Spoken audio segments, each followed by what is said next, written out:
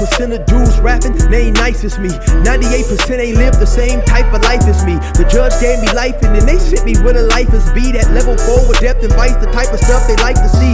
Two choices, fight or flee. I refuse to die a chump. I never been a mark, but damn, it's scary when that riot jump. I seen dudes cry, get pumped, and some sexually brutalized. Knew a dude who lost his life and he was only doing 5 year-long racial fights when homie all you do is ride. Lonely days and nights up in a hole causing suicide. From the moment you arrive, you see the Mexican mafia, AB skinheads with big giant swastikas, pro-black philosophers, the BGF, the Kumi, and Muslims who will murk you from the nation to the Sunni. That MS was loony, quick to ride up on they rival. Even Christians went to church, hide knives up in a Bible. Political and tribal, the Crips and Damus, the Long Beach, the Hubs and the Dubs and the Grooves, the IE, the Bakersfield, the Dago Pyrus, the Hustlers quick to roll, the gangsters don't move. Whatever click you choose, you better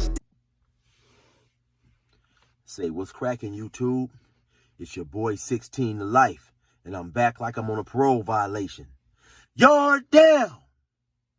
So, for those of y'all that might be new to my channel, in 1994, I got arrested, and eventually I was sentenced to 16 years plus a life sentence. So during those times, during those times I was doing my sentence in some of these California prisons, I accumulated some stories for y'all. So anyway, hopefully you will enjoy the story, man. And if you feeling the vibe, you will hit the notification bell, you will like and subscribe. You know what I'm saying? So anytime I drop one of these videos, you'll be notified, and then you can come check it out.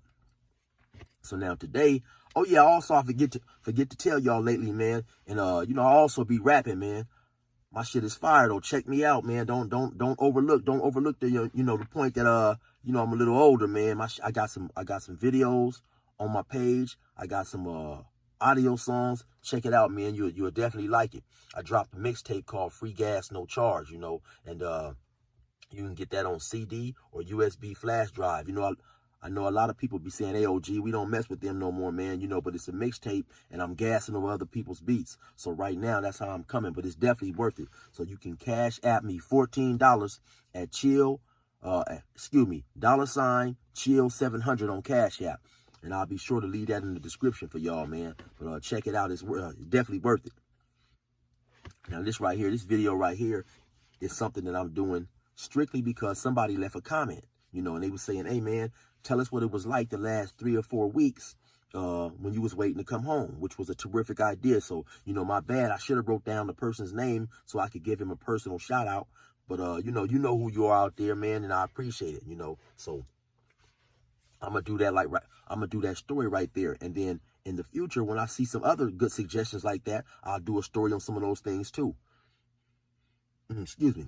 So, okay, let's get into it, man. So like I said, in 95, I got arrested in 94. In 95, excuse me, in 95, I was sentenced to a life, I was sentenced to life, man. So, so I'm gonna give y'all a little backdrop on that. So I hit the pen in 96, right? I came to the pen, I had 16 years plus life. Now, I was sentenced to life with the possibility of parole. But back then, regardless whether you had life, well, if you had life with the possibility of parole, the parole board was basically systematically denying everybody, you know what I'm saying? So it didn't matter that if you had life with the possibility of parole, when you went to the parole board, they was going to deny you. They was coming up with all these different unfair reasons or whatever, And then also in California, this is how it works. In the event you go to the board with a life sentence, and because in California, I know in some other states, everybody have to go to the parole board, but in California, only those with a life sentence have to see the parole board in order to seek their freedom. So if you do go to the parole board in California and you was granted what they call it being found suitable. So if you was found suitable for release, then it had to be reviewed by the governor. The governor it's a 5-month review period. So even though the commissioner or the parole board say, okay, yeah, this guy, I believe this dude won't be a threat, the governor has the right to revoke their decision. And then you have to start the process all over again in terms of going back to the parole board. And so that's what the governor was doing, man. Governor, it was Pete Wilson, Governor Gray Davis, and it was another one. I don't know if it was Duke Majan or whoever it was, but whoever these governors were, they had a policy that they was not gonna parole anybody with life. So in the span of, I would say, maybe about 25, 30 years, nobody had basically went home. Maybe 2 or 3 people, but for the most part, and I'm talking about over the thousands and thousands of people that's going to the parole board, you know. So eventually what happened is, you know, you might have a dude doing a 7 to life sentence, and these dudes been in 30 years, 35 years, man. And so, you know, the excuses that the parole board was making was sometimes they say, well, due to the heinousness of the crime.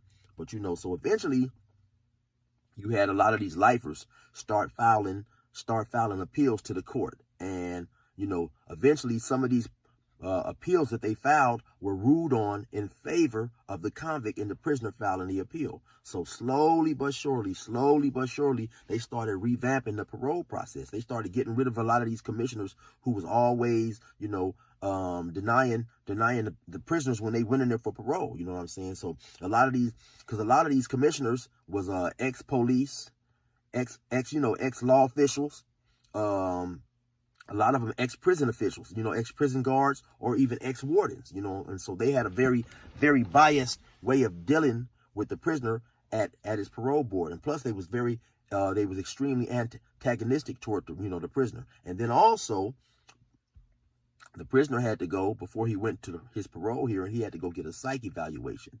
And a lot of these psychs would ask these weird ass questions and stuff, and just basically try to provoke you into an upset answer to what, and your psych report was extremely instrumental, because you could get a high, which means you are a high chance to reoffend. You could get a medium, or you could get a low. But if you got a high, they wasn't gonna let you out. So that's how some of that stuff worked right there, just to give y'all a small idea of what was going on. And then, like I say, maybe around 2006, 2007, they started revamping the process of the parole board, started slowly but surely making it more fair in terms of people gaining their freedom, you know. And then they also came up with a law that was very, very instrumental. Basically, it was the Youth Offender Act, and it basically said that they did some studies, and it showed that the brain is not fully developed until the age of 25. You know, so before you become 25, your brain isn't developed in terms of being impulsive, in terms of having a complete understanding for the nature of the crime that you're doing, and also, being remorseful and things of that nature. So, controlling your impulsivity, and just acting on the spur of the moment. So what that did is, anyone who committed a crime, because at first it was under the age of 18. Anyone who committed a crime under the age of 18 was given special consideration due to the fact that he was a youth offender. Then they moved it up to 21. Then they moved it up to, I think, either 23. Then they finally moved it up to 25. And so when they started having these youth offender hearings, as they was calling them, basically they would call them that, but it was still the same hearing that they was giving people, before then. But eventually they, you had a lot of people complaining. You had a lot of these groups who support lifers coming home and being reunited with their family. And eventually, they started giving people a fair shot. And all those things played a big part in me getting released, as well as, thousands of other lifers and stuff. So, but the process is this.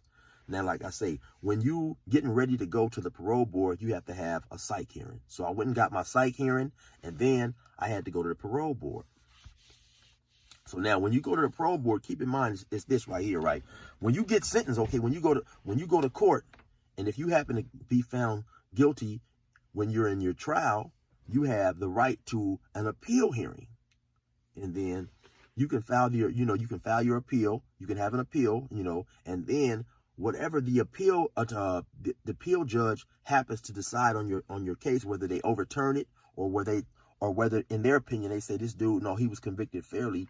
That's what the parole board and the commissioners are basing their opinion on. Basically, whatever the appeals court ruled. So when you go to a hearing, a parole hearing, as a lifer trying to attain suitability, it's not a rehearing. You know, they're not in there to hear, you know, for you to, you know, to retry your case in front of them. Basically, whatever the parole board, I mean, whatever the appeal court decided is basically what they believe in. You know what I'm saying? That's so, you know, now you can go in there and change small details. Like they may say, okay, well, you know, this guy came shooting in a blue shirt, and you can say, well, no, my shirt wasn't actually blue, it was black. No, I didn't have a 22 rifle, I had an AR or some shit like that. You can go in there and clarify certain details. But for the most part, it's not a retrial. You know, some dudes go in there, they want to retrial it, they want to go in there and they want to retry their case and argue all type of stuff. So it's not that, man. Basically, what the commissioner wants to know and the parole board, they want to know who you were then when you committed the crime and who you are today. You know what I'm saying? So what you can do, a lot of guys can go in there and you stipulate basically to whatever the appeals court has decided. I'm stipulating to that, and I don't want to discuss my crime, but yes, I'm agreeing with those facts and those circumstances. You know what I'm saying? Because like I said, you don't want to go in there and you don't want to get caught up in arguing and being confrontational with the commissioner, because they're gonna definitely deny you. You know what I'm saying? And so and so that's basically what it was, man. I went in there. They also want you to be at least 5 years disciplinary free in prison, you know, so that's 5 years of not getting into any trouble, not having any write-ups. They call a write-up a 115 or even a 128. A 128 is not an actual write-up, but it's basically a verbal warning that goes in your file. You know, they have what's called a C file, and when you go to your parole board, they bring your C file with you and they discuss everything. So they discuss, you know, and this is what they was doing a lot of times. You know, you might go to the parole, you might have a parole hearing, let's say, for instance, in 2015. They'd ask you, well, hey, look, man, it says right here in 1998, you got into a riot and you stabbed somebody. So what happened? And then you discuss that. And then back in the days before the parole board got revamped in the system, they say, well, we're denying you because of that.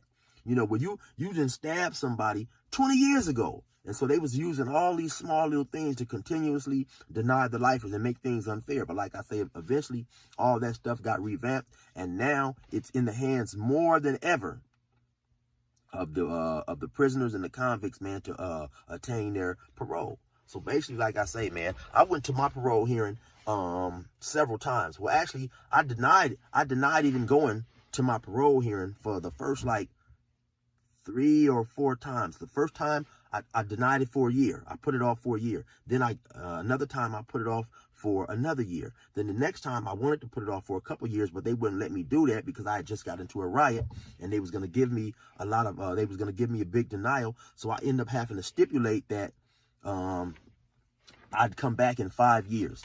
So imagine doing 15, 16, 17 years and you go in there and you tell them, I'm not even ready for my parole, you know. So I stipulate for 5 years because I believe around 2008. Okay, around 2008, before then, when you went to your parole hearing, they could deny you for a year, 2 years, or 3 years. Now, in my situation, they could only deny me for a year, but then they came up with this law where they could deny you for 3 years, 5 years, 7 years, 10 years, or 15 years. You know what I'm saying? So that was real messed up right there. So like I say, imagine doing 15 or 20 years already. Then you go in there and they deny you for 7 years. Tell you that you can't even come back for another parole hearing for 7 years, you know. And the denial would be based on the way you was programmed. And if you was in there getting into a lot of trouble, you know, messing up, fighting or whatever. Like I knew one dude, he went in there and got a 15-year denial. They had caught him with a couple of syringes of heroin, you know, and so they denied him for 15 years, man. And of course, when you've already done 15, 20 years and you go in there and you get a long denial, that has horrible mental effects on your psyche. You know what I'm saying? Because how can you expect a person to program and try to do things and stay out of trouble when you got him in prison, you know, basically around the worst of the worst in California, and then this dude, his mental state is not good. He's assuming he's never going home and expect him to act right. And you know, that's what the problem was with a lot of lifers when they first got to prison. Like when I first got to prison, you know, I'm thinking eventually I'll get out. people is telling me, no, man, you got life. You ain't never going home. You're going to be in here forever. So, of course, that is not a good incentive for a person to try to stay out of trouble, especially when you're in a place where it's, it's people are predatory by nature. You are in the worst of the worst. You're with the worst of the worst. So, it was hard. So anyway, I digress a lot. But anyway, so initially I went to my parole hearing, and I was found suitable on my second time after I postponed it and put it off for all these years. You know what I'm saying? So now, once I was found suitable, once I left the parole hearing, the parole room hearing, the parole board hearing room or whatever, I walked outside. I said to myself, man, I finally got away from these old motherfuckers. That's what I said to myself. And then I went back to the yard. And to be honest, I didn't even tell nobody that I'd been found suitable, because I didn't want people to know. I hadn't even let nobody know I was going to the parole board. I was on the yard with a guy who I grew up with. He lived 2 doors away from me, and I didn't let him know. But the next day, they had this building where it was like a building where, I guess it was a building where they would get information concerning what happened with the lifers and all that old type of stuff. And so, long story short, one of the clerks in there said, "Hey man, he told somebody who's such and such in building 3 or whatever. He went to the parole. He had a parole hearing yesterday, and they granted him. They found him suitable." So then of course, this dude tells that dude this, and the next thing I know, it's over the whole fucking yard and shit. So, but anyway, after I was found suitable, I hopped on the phone. I called my family. I let them know. They was extremely happy, of course. And then after that, to be honest, it was normal program. I had done time for so long, nothing even felt different. Nothing felt different. It just felt the same. I continued to do the same thing I'd been doing. Working out, playing basketball. At this time, also, I'm on a level 2. I'm at CMC West, and so it's dorm living. So I can't really get away to get a peace of mind. It's always people around, always people walking and talking and shit. So, it was just the same. It was the same old program, Now, now I had to wait 3 months for the governor to make a decision on whether he was going, grant my parole, or he was going, take my parole. Well, actually, he couldn't take mine because he had to. But what he could do is he could make me have what's called an en-banc hearing. I don't know if I'm pronouncing that right, but the spelling is ENBANC, en-banc. And basically what that would do is that would put my case of being found suitable in front of all the commissioners. I think it's like 12 commissioners, and they would all vote on it. When you go to your parole hearing, it's one commissioner, it's a deputy commissioner, and it's a district attorney, and it's your lawyer, and they're asking you questions about the crime, and they discuss your record in prison. The DA, the district attorney, he makes an opposing speech like, this guy is still a threat to society and all this old type of stuff, so that's how that works. And so then once I got down to the final, 2 or 3 months where the governor had his time frame was getting up whether he was going to decide to let me go or not. Then, of course, trying to block that glare out the sun. Then, of course, I became a little antsy, I became antsy and stuff. And now I'm wondering, okay, now what the fuck's going on? You know what I'm saying? So now they had this, like I was telling you guys, that lifer building. So now you could go in there and kind of check if the governor had made a decision or not, So I'd go, it was a lady in there, I'd go in there, and she was real nice. So you could go in there and ask her, have you got any word yet concerning my parole? Did the governor rule or not on it? So she type my name into the computer. She'd look up, she'd say, no, not yet, and actually no news was good news, because I knew several people who'd be waiting, and all of a sudden they'd go check, or they'd get called to the program office, to the counselor's office, and they would tell them, yes, the governor had took their date. But mostly, if you was granted parole, your parole was going to go through. Now, if you had a crime, like maybe you had killed a police officer, you'd killed a little baby, you'd killed a woman, you know, innocent, basically, you know, the governor, and that was the governor's thing. That was his pet peeve. If you killed a defenseless, anybody that was defenseless, you know, a woman, an old man, you know, especially a police officer, or, you know, a law enforcement officer, then you can already pretty much count on him revoking your parole. But for the most part, if you hadn't done nothing like that, then you was gonna get out, you know. So one day I went in there, and you know, I asked her again. Maybe every week or two, I'd go in there and check, because it just all depend. You know, it would all depend. Some people would hear word back like maybe in 90 days. You know, other people it would take longer. So it just all depend, I guess, on what the governor had going on at that time, and how soon he could get to your particular case. So eventually she told me that, yes, you know, the governor has chose not to make a decision in your case, and you are going home, you know. And so, man, from that point forward, you know, it was just, you know, I was ready to go. I couldn't wait. And that was pretty much it, you know. On the last day, man, and like I say, up until then, I continued to do the same thing that I was doing. I'd work out, you know, I'd go to go eat the little food they gave us, you know. And so maybe like the last couple of days, you know, maybe the last day or two, you know, I had a bunch of food and shit, because we can order packages from certain vendors. You know, I had a homie up there, like I say, who I grew up with. He had life as well, about 2 doors away from me. So, you know, I gave him all my food, gave him, you know, all my music, my CDs, and basically just passed out, you know, all my little pictures and shit, you know. I passed out everything to a few homies and friends, and, you know, I brought home the shit that I wanted to bring home, you know, a few of my transcripts, and, you know, some of the awards and shit that I'd won up in there. And outside of that, you know, it was it. So then once they, you know, the night before it was time for me to go home, yeah, you know, I hopped in the bed and shit. I slept normal, you know. Some people talking about they couldn't sleep and all that old type of shit, but no, man, I slept normal. It was like regular program. So in the morning, I got up.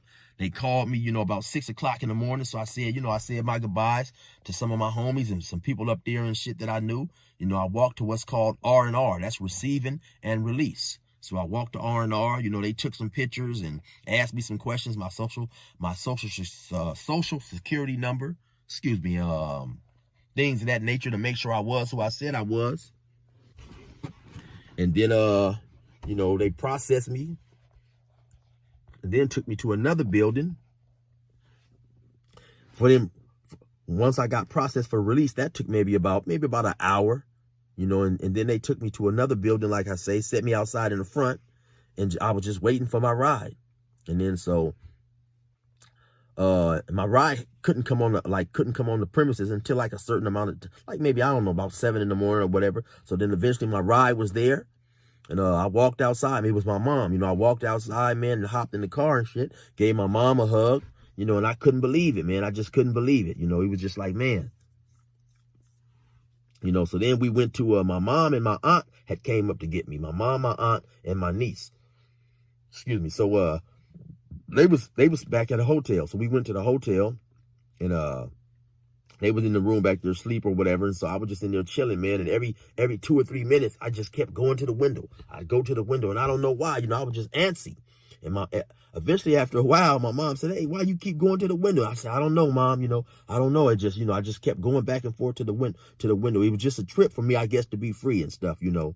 And then so maybe about an hour or two later, we went to IHOP, you know, to get some breakfast. And like I said, at this point in time, I had done 24 years. So I was just tripping on how, you know, how the prices was high. Like it was orange juice was like $4. So I said, no, I don't want no damn orange juice. You know, I don't want y'all to spend all that money on no orange juice. But my aunt, she was like, "Oh, no, don't worry about it. Just get anything you want," and all this old type of stuff. So I never really been a big dude that was big on pancakes and that type of stuff anyway. So I can't even remember what I ordered. I forget whatever I ordered. But I do remember just being nervous, you know. For some reason, I had a feeling that some crazy white motherfucker was supposed to come up in there and shoot the place up, you know. For so long, I guess, sitting in prison, I'd been seeing where, you know, these white people is running up in these establishments, going bananas with their pistol.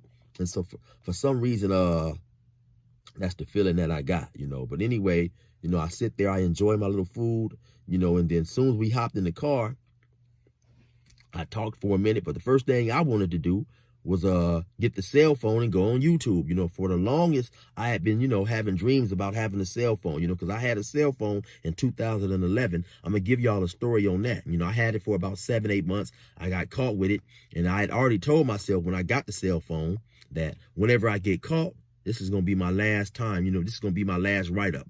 Because from that point, they had started letting lifers go home. So I told myself, I'm going to start, staying out of trouble and doing everything I can to try to go home. And so, yeah, I got on the cell phone. I had my niece show me how to go on YouTube, and I just went on YouTube. I wrote in a book a whole bunch of things that I had wanted, I wanted to see. A lot of movies I wanted to watch, a lot of things I wanted to see, like from time to time I might was in the cell and I see, they have had these stories on the news. Guy gets hit in the head with a brick on YouTube or whatever. So I'd write all this stuff down, all these little things that I wanted to see. And so I was just back there, typing stuff in, checking it out. And so that was pretty much it, man. Then I went to I went, we drove back. I went to my mom's house, and I was extremely nervous there, just always looking out the window too, because I had told her not to let nobody know I was coming home, except for just close family, no friends at all whatsoever. I didn't let nobody know, just my mom and a few of the family members. And so the next day I had to go to a transitional house, and that's basically where they want you to, go there for like 6 months and help you readjust and get reacclimated with society. These transitional houses, they take you to go get your social